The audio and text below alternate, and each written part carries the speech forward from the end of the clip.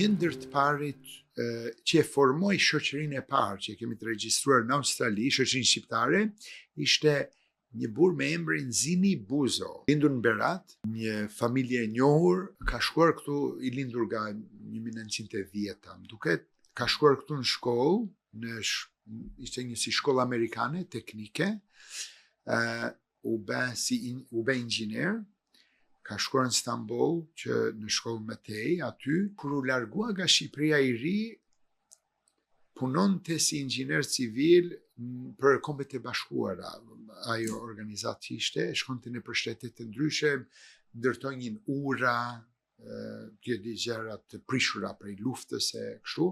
Shkoi pastaj në Harvard, e mori doktoraturën, atëherën shkoi në Australi me punë edhe mbeti aty. Kjo ishte në vitin 37-38.